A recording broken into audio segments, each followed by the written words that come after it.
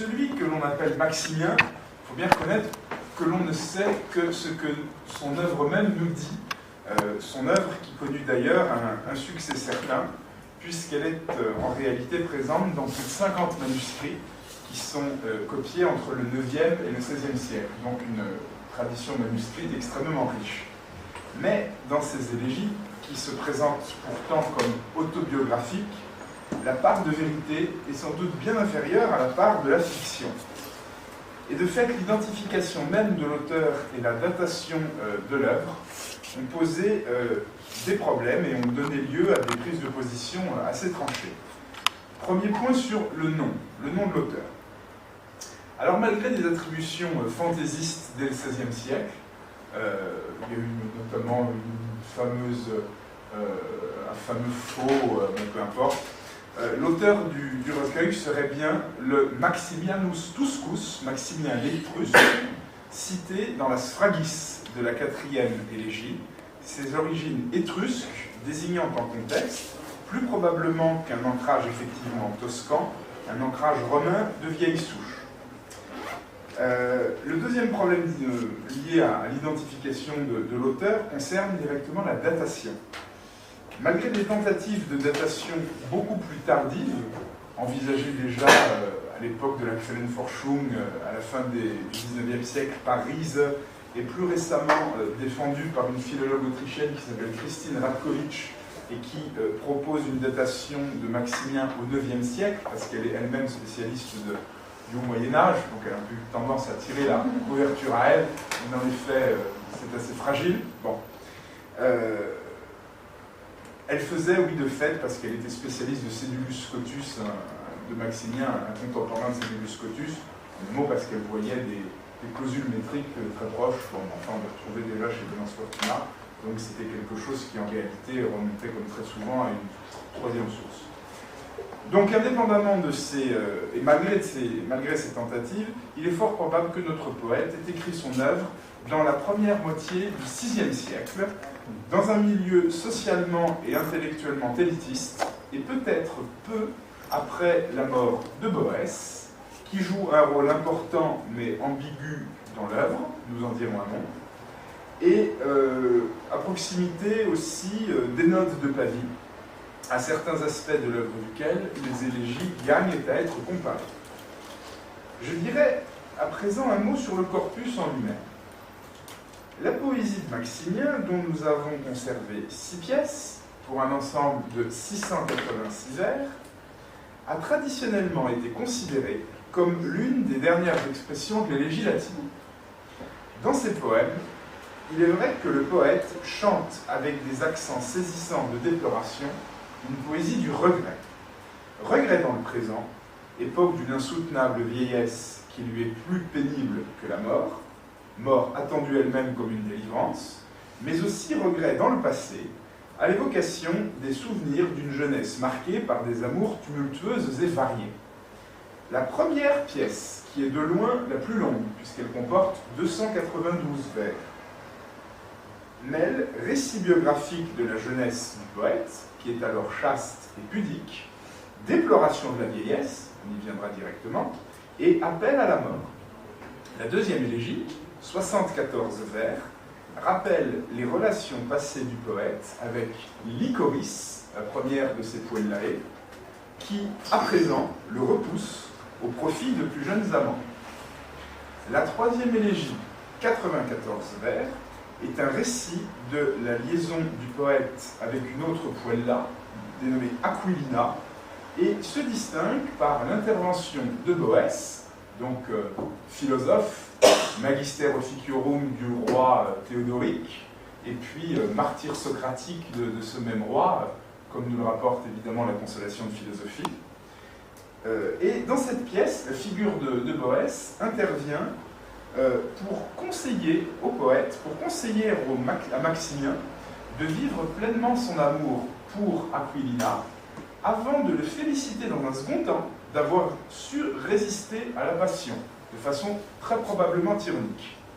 La pièce 4, 60 vers, traite de l'amour fou du poète pour une autre jeune fille, Candida. L'élégie 5, alors qui est la plus cocasse à bien des égards, qui comporte 154 vers, est le récit de l'aventure de Maximien au cours d'une mission diplomatique très probablement fictive en Orient, en théorie pour travailler à rapprocher l'Empire d'Orient et l'Empire d'Occident. Et au cours de cette mission, Maximien se lie avec une Graia Puella, une jeune fille grecque, et passe la nuit avec elle. Une première fois, la première nuit aux côtés de la Graia Puella est un succès, mais il se trouve que la seconde, bien en cela bien ancrée dans la tradition élégiaque, est un fiasco. Ovide avait largement traité le thème dans les Amoresses. Fiasco au point que la maîtresse, mais ça en revanche c'est inédit, prononce l'éloge funèbre de la Mentoula, du sexe défaillant du poète, avant de se répandre en reproche. C'est un passage de rhétorique débridée, comme il n'en existe que dans l'Antiquité tardive, une pure pièce théorique qui a fait la très mince renommée de notre poète, mais enfin si on le connaît parfois, c'est simplement pour cet épisode rhétoriquement croustillant. Bon, et la pièce 6 est très brève, elle comporte 12 vers seulement, et est à lire comme l'épilogue d'une vie qui n'est plus que vieillesse et souffrance dans l'imminence de la mort.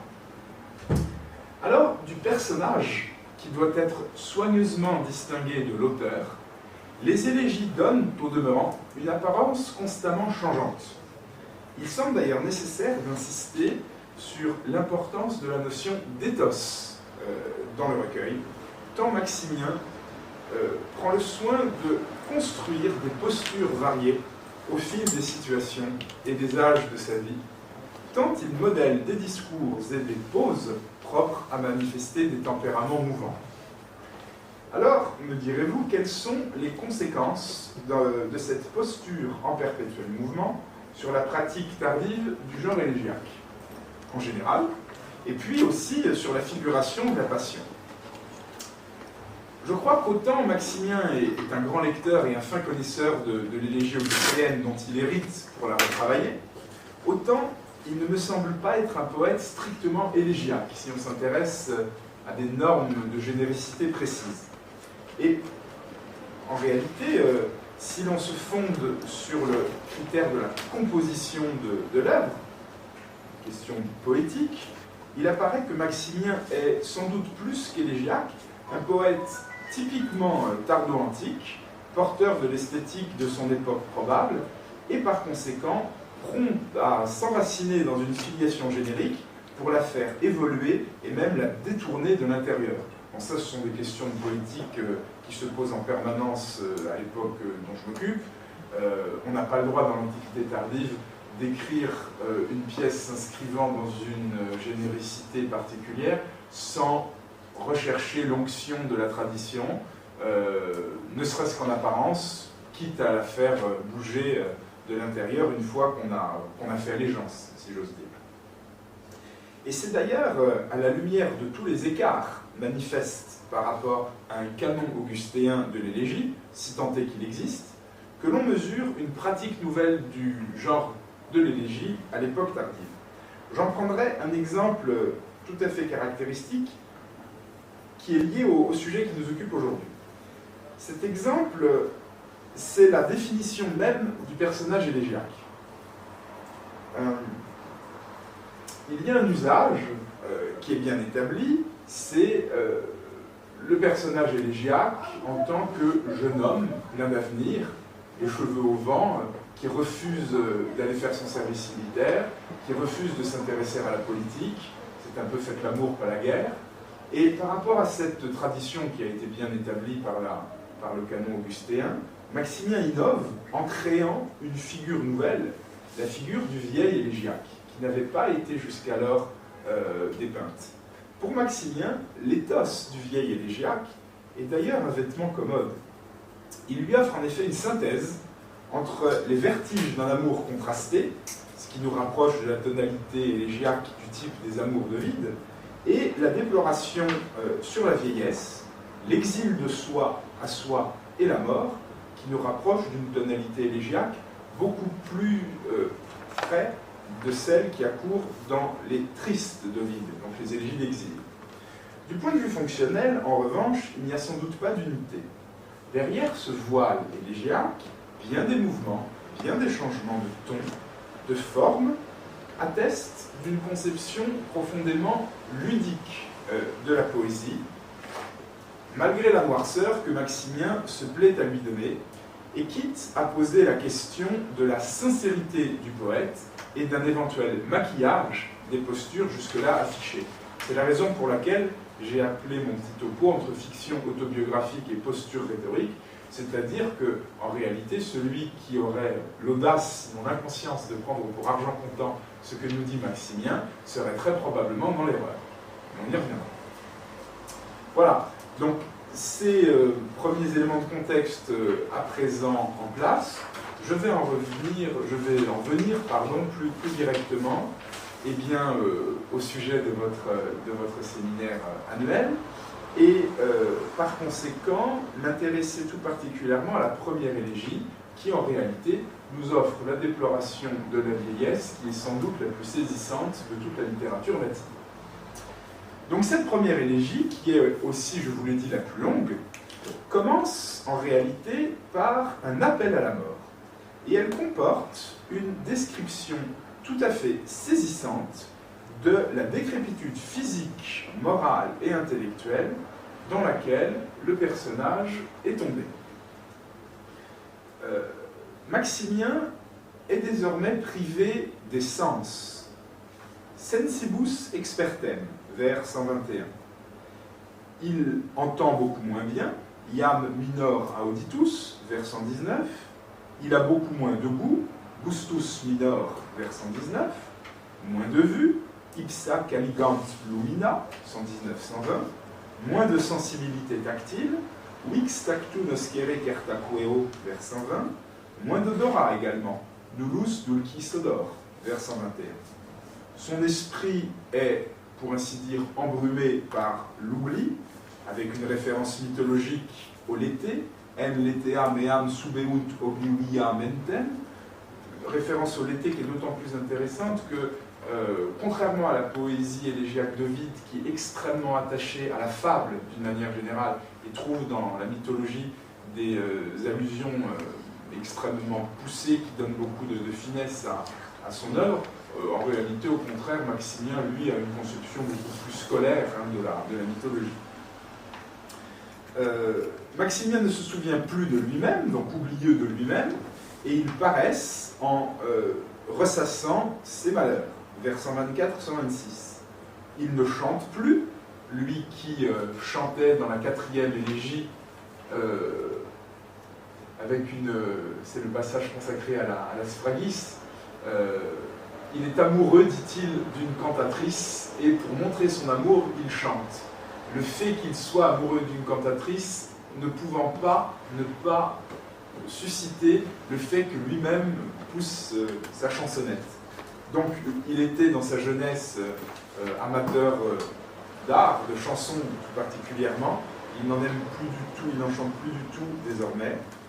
Le plaisir même de chanter l'a quitté et sa voix a perdu sa grâce, cantandi summa voluptas et fugit, et vocis gratia vera perit, vers 127-128. Lui qui avait été, nous dit-il, dans sa jeunesse, un orateur célèbre dans les prétoires, il n'agite plus les tribunaux, non fora sollicito, et il a perdu sa prestance d'autrefois.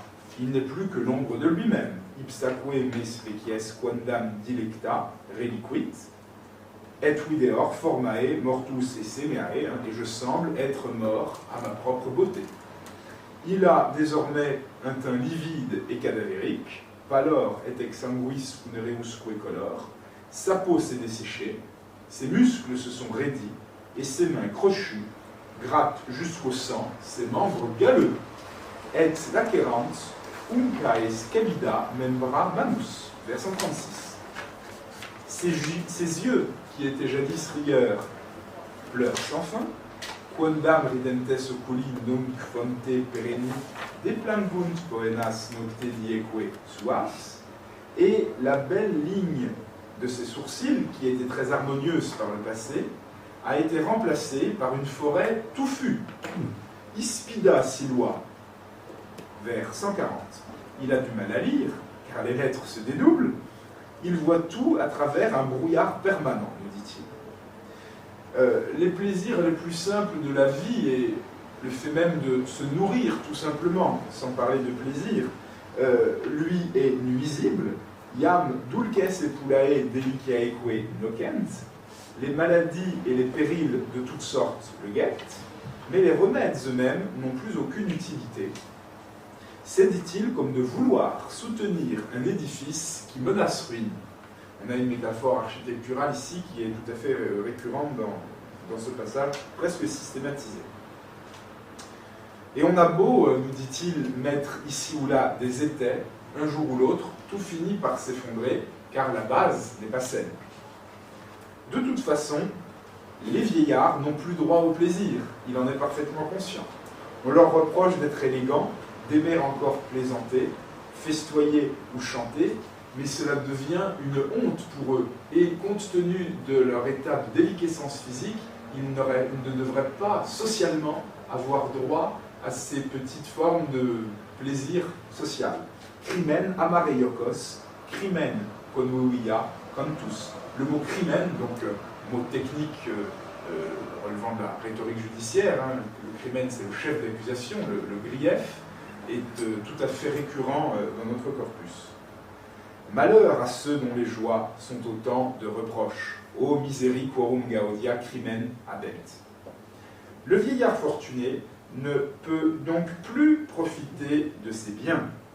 Il est condamné au supplice de Tantale. Non aliter sitiens viginas tantalus undas captat.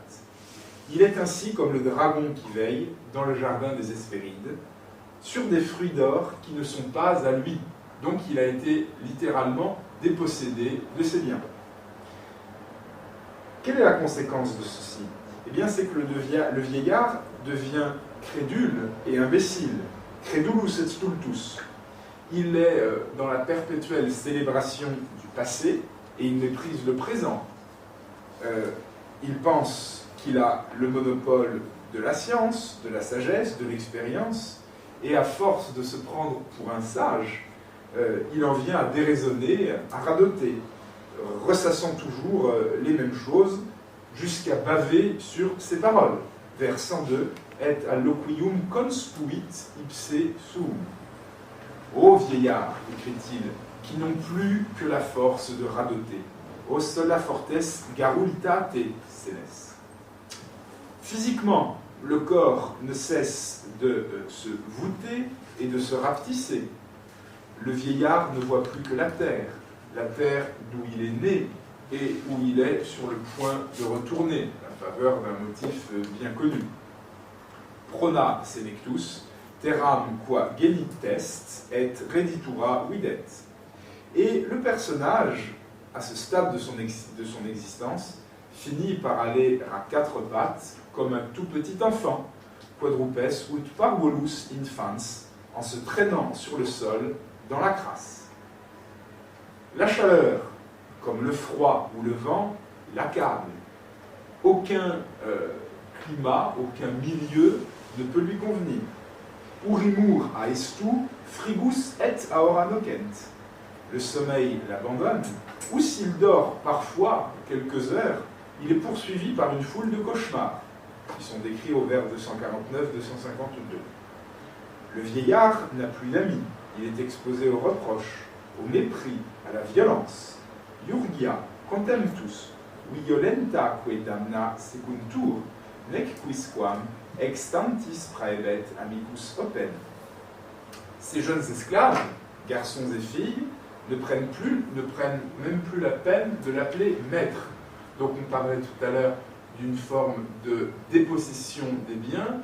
Là, c'est son statut social, d'une part à la ville et à plus forte raison dans son propre foyer, qui lui est refusé. Ipse me pueratque ipsae sinelite puellae, turpe putans dominum iam vocitare sum.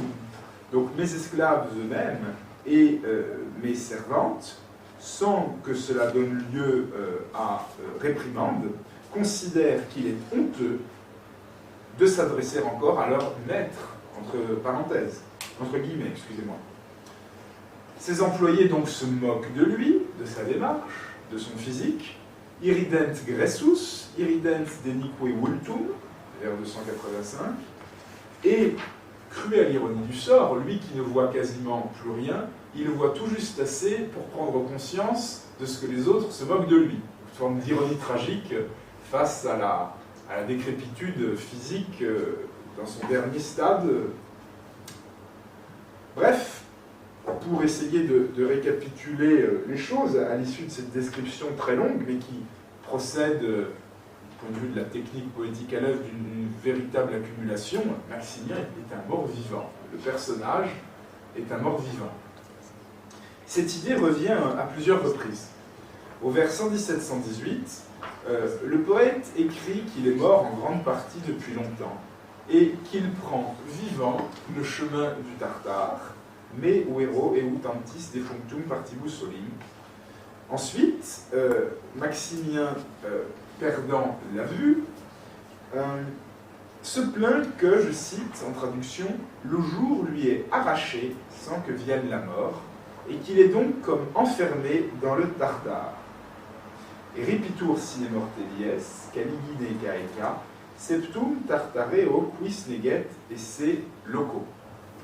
Un peu plus loin, il affirme qu'il vit les prémices de la mort, ae sunt primitiae mortis, et que sa vie gagne appalant la tombe. Bref, sa vie n'est plus que souffrance dans ces conditions. Iam poena est tutum quod vivus. Pour vivre, il doit renoncer à vivre. C'est ça le gros paradoxe. Ut vivamus, vivere destitimus. Avec ici un beau jeu stylistique sur entre le subjonctif présent et l'infinitif qui, dans l'ordre des mots, se trouve tout à fait, de façon tout à fait marquée, rapprochée, pour souligner un paradoxe criant. Alors, à force d'être le plus souvent couché, il en vient aussi à se poser la question de savoir s'il ne ressemble pas plus à un cadavre qu'à un vivant. D'ailleurs, on va encore plus loin dans ce processus de marche à la mort, dans le cadre d'une délégation de la parole. À un moment donné, rupture énonciative, le poète cesse d'assumer l'énonciation et confie la parole à la vieillesse dans le cadre d'une prosopopée. Et la vieillesse s'adresse à la terre en la frappant symboliquement de sa canne. Et puis, après, Maximien demande à nouveau à la mort de venir le chercher. Je vais vous citer ça en traduction. « Accueille-moi, mère, aie pitié des souffrances de ton enfant. J'aspire à réchauffer en ton sein mon corps fatigué. Je n'ai plus rien à voir avec les vivants. Nil mi cum superis. » D'ailleurs, il utilise superit. C'est un mot qu'on trouve très souvent dans l'épopée. Superis, c'est ceux d'en haut, par opposition à ceux qui sont déjà bien dans le royaume des morts. Donc les vivants sont symboliquement les superis, ce qui veut dire que celui qui assume l'énonciation part du principe qu'il n'en est plus. Je n'ai plus rien à voir avec les vivants. J'ai épuisé les dons de la vie. Pourquoi laisses-tu ta progéniture devenir répugnante? À quoi bon faire attendre les malheureux parmi les supplices? Le cœur d'une mère ne pourrait le souffrir. Alors cette longue déploration de la vieillesse forme ainsi une sorte de désénectuté poétique, mais qui serait en réalité, pour ainsi dire, le retournement, l'envers du désénectuté de Cicéron. Vous savez, ce traité sur la vieillesse, qu'on appelle parfois aussi le Cato Maior désénectuté, mais là, on quitte mes terrains de chasse habituels et on entre dans ceux de Marie Le Dentu, qui est classique. Quand moi je suis tardif, alors Marie vous en parlera beaucoup mieux que moi. Mais je peux quand même vous en dire un mot, puisque dans ce traité, pour Cicéron, seuls les sots se lamentent. Cicéron qui fait dire à son Caton, alors âgé de 84 ans, dans le dialogue, dans le traité, « J'en connais beaucoup qui vivent leur vieillesse sans jérémiade, qui acceptent gaiement d'être libérés de la chair et sont respectés par leur entourage. » Mais Maximien, sans conteste, ne fait pas partie de ces heureux vieillards. C'est une toute autre perspective qui accourt ici. Du point de vue, disons, axiologique, ce qui serait intéressant, c'est de voir les diverses phases de la représentation de la vieillesse entre Cicéron, enfin les étapes intermédiaires entre Cicéron et mon Maximien. Il y en a une qui serait intéressante, ce serait de regarder un peu en détail celle qui a cours dans le livre 10 des satires de Juvénal. Au livre 10, entre autres choses, Juvénal nous présente une satire de la décrépitude des vieillards, mais qui, contrairement à celle qui nous est présentée ici, n'est pas systématique. Il y a un cas particulier, un cas précis qui intéresse beaucoup Juvénal, c'est l'impuissance physique des vieillards. Alors ça, Juvénal, ça lui plaît beaucoup, il en fait des tonnes sur ce sujet, et voilà, c'est le thème de l'impuissance en particulier, et on le retrouvera d'ailleurs dans la 5e élégie dont je parlerai moins aujourd'hui, puisqu'elle ne traite en réalité qu'indirectement la vieillesse, puisqu'il ne s'agit que d'un des symptômes, un symptôme unique de celle-ci, alors que la première élégie est plus généraliste. Mais enfin, il y aurait quand même le cas de Juvénal à prendre en compte si on voulait envisager une étape intermédiaire entre Cicéron et Maximien. Donc Maximien, à l'évidence, ne fait pas partie de ces heureux vieillards, et cependant, la plainte contre la vieillesse, il faut bien le noter, n'est pas le thème principal des élégies, ni même du premier poème de cette première pièce, où elle occupe certes une place considérable, comme vous le voyez en m'écoutant vous énoncer tous les symptômes de la dite vieillesse, mais où elle n'est en réalité que le parallèle négatif, le côté dysphorique, du tableau idyllique que Maximien brosse de sa jeunesse dans les vers 9 à 100. Jadis, le poète était en effet doté de toutes les qualités intellectuelles, physiques et morales dont on puisse rêver, des qualités telles que toute la région le souhaitait pour époux de ses filles. Bref, il était, il le dit lui-même, le gendre idéal, et c'est par ce biais que l'on voit apparaître le thème qui serait peut-être le thème principal, celui de l'amour. Encore qu'il faille, je pense, affiner les choses, et on le fera tout à l'heure. Toujours est-il que dans cette première période de sa vie, Maximien attirait les regards de toutes les jeunes filles de Rome, spectandus cunctis undique virginibus, nous dit-il au vers 64. Il était devant être regardé, il devait être regardé de toutes parts par toutes les jeunes filles. Il était le fiancé idéal. Sponsus sic generalis eram. Il était le fiancé universel, pour ainsi dire. Mais, à la faveur d'un paradoxe pour le moins déroutant, alors qu'à cette époque, Maximien pouvait jouir de tout, dans tous les sens du terme, il se refusait à l'amour. Il se voulait chaste et vertueux, et aucune femme ne trouvait grâce à ses yeux. Toutes, nous dit-il, me semblaient affreuses, toutes rustaudes et indignes d'un mariage avec moi. J'avais horreur des maigres, horreur des grosses. La petite ne me plaisait pas, non plus que la grande. Bref, vous le voyez, jeunesse et vieillesse ne servent donc ici que de cadre et d'introduction au thème de l'amour, qui sera plus tard développé dans les élégies 2 à 5, selon une structure en chiasme probablement, l'élégie 2 et 5 racontant des expériences de la vieillesse, et les élégies 3 et 4 des expériences de jeunesse. Or, toutes ces expériences sont malheureuses. Donc, il y a une forme de fatalité en mêlant Eros et Thanatos. Le gros paradoxe, c'est qu'à l'époque où Maximien pouvait jouir de l'amour, il ne le voulait pas, et au moment où il ne le peut plus, il ne rêverait plus guère que de cela. Donc il y a quelque chose de proprement tragique, jusqu'à la systématisation de cette construction assez binaire en réalité. Alors, me direz-vous, une fois que vous découvrez, maintenant que vous découvrez un peu ce contexte, quelle signification faut-il donner à cette œuvre aussi curieuse? Car le moins qu'on puisse dire, c'est qu'elle est bien mystérieuse. Il y a plusieurs interprétations qui ont été proposées, évidemment, avec plus ou moins de succès. Bon. On a trop souvent, sans doute, considéré la déploration de la vieillesse comme le thème dominant du recueil. Et vous me direz qu'aujourd'hui, puisque je vous parle de cela précisément, ce n'est pas mon intervention qui va contribuer à détourner comment dirais-je, le pointage du crayon. Mais enfin,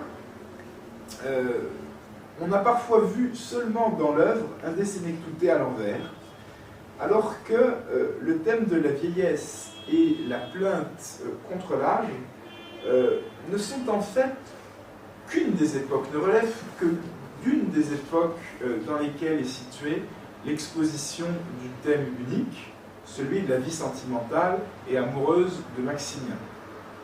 Il s'agit donc bien d'élégies érotiques, mais faut-il y voir des souvenirs autobiographiques qui ne viseraient à rien d'autre qu'à montrer une vie gâchée et en dire les raisons? Autrement dit, faut-il y voir une œuvre moralisatrice destinée à l'éducation des écoliers, ou, en admettant une datation beaucoup plus tardive, et là c'est la théorie de Madame Radkovitch, notre collègue autrichienne, s'agirait-il de, comment dirais-je, d'une œuvre moralisatrice destinée à l'édification des jeunes moines? On ne sait pas trop comment serait reçu par les jeunes moines la déploration, enfin le pastiche d'éloges funèbres du sexe défaillant. J'avoue avoir un petit peu de mal à croire à cette théorie, enfin, ça ne tient pas du tout. C'est de la pure rhétorique en tant qu'exercice de style. C'est un progymnasma, c'est un exercice d'école. Il s'amuse ici à mettre en œuvre, à montrer ce dont il est capable en usant de toute la palette rhétorique. Mais enfin, il ne faut pas chercher à avoir une édification morale là derrière. Je crois que ça irait quand même un petit peu loin. En tout cas, est-ce qu'il ne faut pas se méfier des confidences du poète et voir dans son recueil une œuvre essentiellement ironique et satirique? Bref, comment prendre position dans ce débat aussi ouvert? C'est là la question de la fiction autobiographique et de la posture rhétorique, posture littéraire, une belle posture qu'on lit dans les livres, sans le moindre souci de rapport avec la représentation du réel. Il y a au moins, je crois, un point sur lequel les spécialistes de cette époque ont peut-être pu s'accorder et dont il faut peut-être partir. C'est quelque chose qui relève de la poétique, comme très souvent dans l'Antiquité tardive, c'est la pratique colossale de l'imitation dans cette œuvre. L'imitation chez Maximien est constante. Je vous disais tout à l'heure qu'à cette époque, on n'a pas la possibilité morale, entre guillemets, d'entrer dans une filiation littéraire sans faire allégeance à ses prédécesseurs. Et c'est très souvent par l'imitation formelle, ou par l'imitation même détournée, ce que les Allemands appellent Kontrastimitation, que l'on arrive à rentrer dans cette tradition, et puis en décalant un petit mot par-ci, en mettant une négation par-là, à se faire un tout petit peu de place dans une tradition. Alors les philologues n'ont d'ailleurs eu de cesse de relever tout ce qu'ils devaient, tout ce que Maximien devait à ses devanciers, au point que l'on a même parfois cru, mais là pour le coup c'est peut-être un peu exagéré, qu'il fallait présenter son œuvre comme un centon.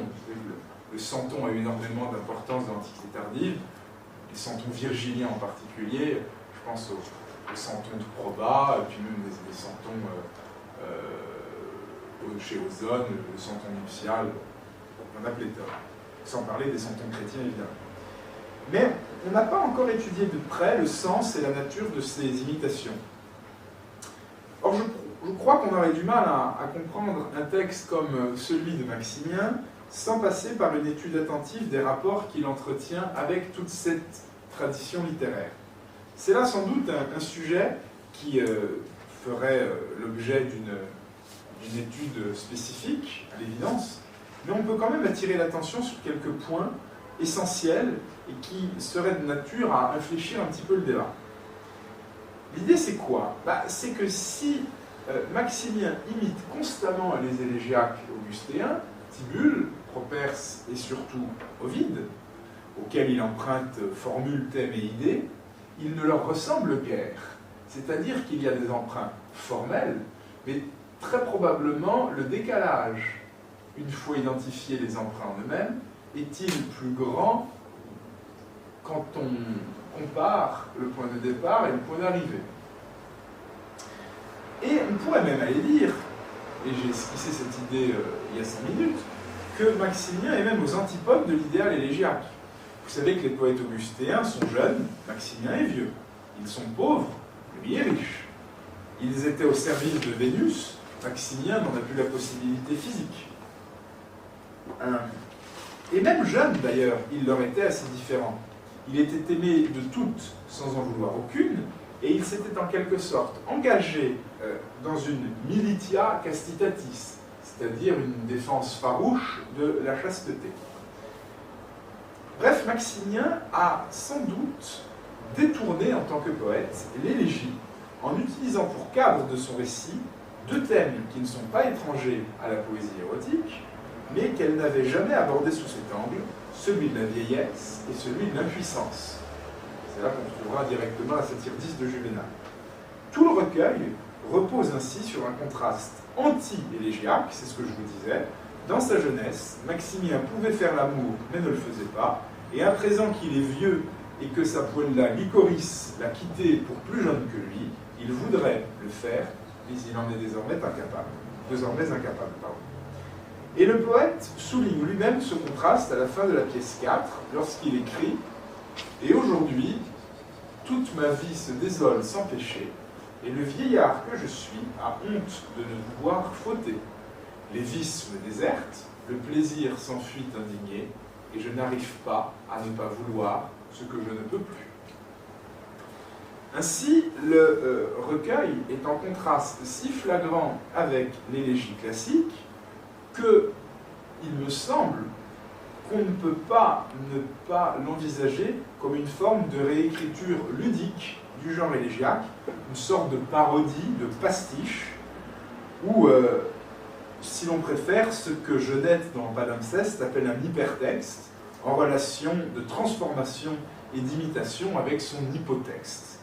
C'est la raison pour laquelle toute lecture autobiographique de l'œuvre me paraît devoir être sérieusement mise en doute, puisqu'une réécriture ludique met en œuvre un processus intertextuel et qu'elle prend appui sur d'autres textes, non pas sur un objet de la réalité. Alors il y a bien des réminiscences classiques, ici ou là, qui montrent d'ailleurs que Maximien s'amuse à un jeu complexe et érudit d'intertextualité. Et ainsi, comme l'a montré cette philologue autrichienne, Christine Radkovitch, la plupart des, et pour le coup elle a raison, la plupart des imitations d'Ovid sont des imitations de contraste, ces fameuses Kontrastimitation. C'est-à-dire que les citations tirées des passages érotiques d'Ovide sont le plus souvent décontextualisées et recontextualisées, et concrètement replacées dans des situations qui ne sont pas érotiques, et celles qui proviennent de textes non érotiques sont réutilisées dans des passages érotiques. Donc il y a toujours une remise en contexte différent. Alors je ne prendrai qu'un exemple. Dans la 5e élégie, dans l'hymne au sexe masculin qui suit la déploration de son impuissance, oui, j'ai oublié de vous préciser qu'à la suite de l'éloge funèbre, la laudatio funebris parodique du sexe devenu impuissant, la deuxième nuit, lors de la deuxième nuit avec cette jeune fille grecque, l'intéressé se lance dans un hymne qui célèbre, en des termes qui à certains égards rappellent de façon très parodique la description du printemps dans le De Rerum Natura de Lucrèce, célèbre donc la puissance vitale de la génération par intermédiaire de cette mentura. Et dans cet hymne, la courtisane grecque s'écrie « Tout cède devant toi » et plus remarquable encore, même les sceptres les plus grands cèdent devant tes ordres. En latin, cuncta, cedunt cuncta tibi, quod quest sublimius, ultro cedunt imperiis, maxima sceptra tuis. Or, ces vers travestissent en réalité la fin de l'élégie 15 du premier livre des Amours d'Ovide, où Ovide, aspirant à l'immortalité des grands poètes, chante « Tant que le feu et l'arc seront les armes de Cupidon, on apprendra tes vers, élégant Tibulle. Gallus sera connu des peuples du couchant, des peuples de l'Orient, et en même temps que lui sera connu sa chère Lycoris, on retrouve d'ailleurs le nom de la même poésie. Ainsi, le temps use les rochers, use le soc de la dure charrue, mais les vers échappent à la mort. Que les rois, que les triomphes des rois cèdent donc le pas à la poésie, qu'elle le cède aussi les rives opulentes du Tage qui roulent de l'or. » Bon, donc reprise détournée évidente. Ainsi, on pourrait penser que dès cette première élégie, Maximien s'avance masqué. Il ne prend d'ailleurs pas tout à fait son lecteur en traître, puisqu'il avouait aux vers 11 et 12 de l'élégie 1 que dans sa jeunesse, je cite, il a souvent forgé de doux mensonges poétiques et que son imagination lui valait de beaux titres de gloire. Ainsi, l'œuvre lue dans cette perspective ne serait donc ni une tragédie du déclin, ni un drame de l'impuissance, ni un traité moralisateur sur l'abstinence à destination des moines. Elle ne serait qu'une réécriture ludique de l'élégie classique, réécriture fondée sur l'imitation de contrastes, dont l'idée pouvait d'ailleurs très bien avoir été suggérée au poète par les élégiaques eux-mêmes. De fait, le recueil correspond assez bien à un passage, à un distique de Ovide Amores 2.7, les vers 17-18, Quaemi ventur est, si quidem ventura selectus, cum decit numeris ipsta juventus suis. Que serais-je, arrivé à la vieillesse, si toutefois j'y arrive, puisque, en pleine jeunesse, je ne remplis pas mon devoir. On pourrait, d'un point de vue strictement théorique, envisager qu'en ayant composé ces élégies, Maximien ait voulu poétiser une réponse à cette question posée par son prédécesseur dans le genre. En réalité, et je conclurai sur cette idée, le vieillard décrépit des élégies, qui regrette de ne pas avoir assez profité de sa vaillance au temps de sa jeunesse, n'a donc, selon moi, aucune épaisseur historique. Il n'est qu'en réalité une figure littéraire. Maximien, l'auteur, n'avait besoin de rien d'autre pour faire vivre le personnage que de sa culture et de son imagination.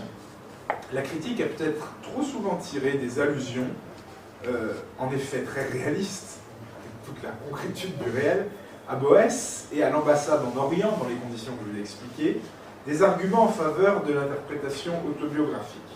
Mais c'est peut-être oublier un peu vite l'importance que la rhétorique accordait, sous l'Empire déjà, aux exercices d'imagination et de réécriture. Puis sous l'Empire, on peut remonter aussi à la rhétorique scolaire qui a déjà, telle qu'elle est déjà pratiquée bien avant. Je pense aux exercices d'école et au fameux Progunas Matin.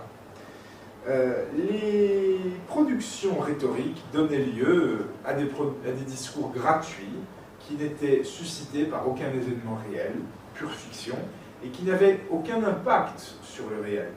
On estimait d'ailleurs que dans les sujets de controverse, par exemple, on était plus efficace avec des exemples construits, débarrassés de tout détail réel, ce qui permettait de n'avoir aucune retenue et d'épuiser toutes les virtualités d'un universel rhétorique. Dès lors, plus que de vieillesse, c'est donc, en dernière analyse, plus probablement de son éthos qu'il s'agit ici. Je vous remercie.